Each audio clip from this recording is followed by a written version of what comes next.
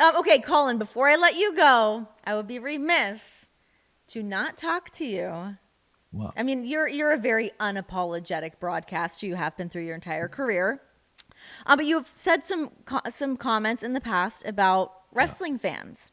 Oh, yes. Has Yeah. your opinion of wrestling fans changed over the years?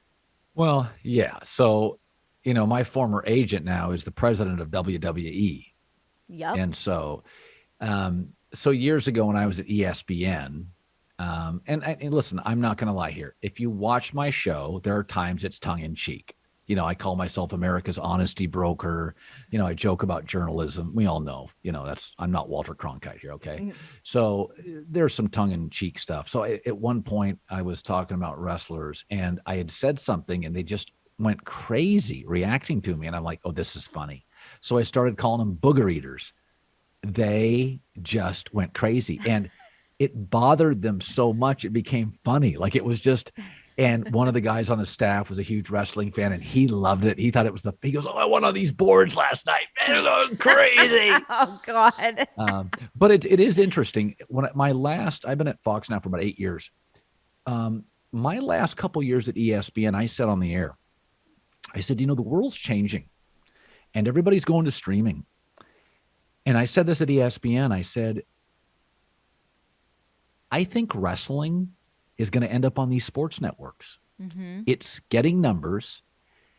Increasingly, all sports is becoming entertainment. And I remember saying that and people were like, what about booger eaters? And I was like, the world changes. Like Mm-hmm. wrestling now is not only mainstream, you can put it on ESPN, Yeah. you can put it on Fox.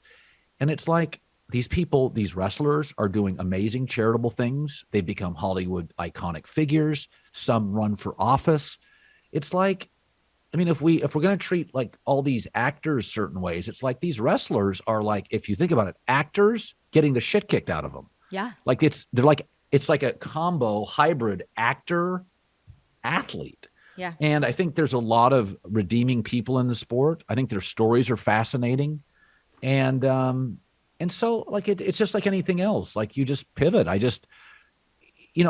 remember the first time I saw UFC 20 years ago and I'm like, that's way too violent. Then Dana White came in the Fertitta family and they took out the eye gouging Yeah. and mainstream advertisers came in. They were very reluctant to do that when it first started.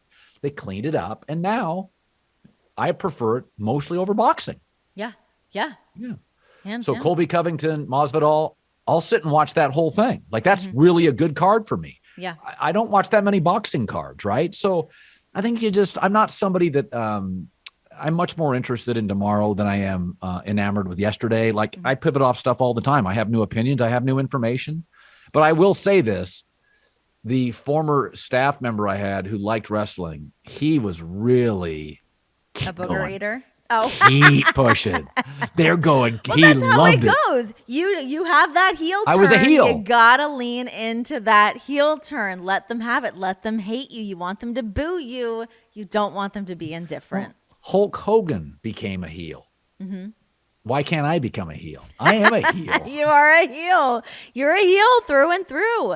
Yeah, I mean, that was one of those things I was like, if I don't talk to him about this, my fans are going to go bonkers. So, of course, we had to bring it up. But you were able to go to SummerSlam. You got to go down to check it out. We got to do some of our podcasts in Las Vegas. Great. You had Triple H on your show. How By was the that way, whole experience? Oh, it was great. I mean, I loved interviewing Triple H. You know what I was really proud of? I think I almost made him cry. Oh, wow. What happened? I let me say this. I'll try to say it without vanity. I made Jerry Tarkanian cry. I think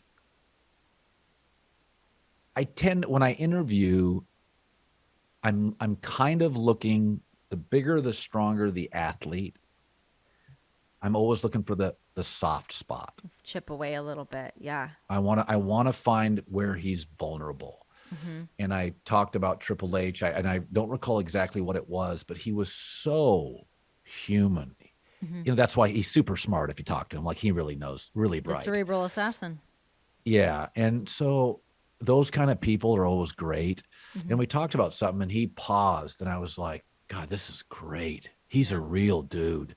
And there's nothing better some of these guys like Stone Cold and Triple H. I mean, these guys, The Rock, these are Cena. They're massive people. But the stuff that bothers them is the stuff that bothers the insecure little 12-year-old kid, right? Like, I think I once I knew this woman, she was a child psychologist. And she said, like, the stuff that injures you at 8, it never goes away. Yep. Those bruises stick around Forever.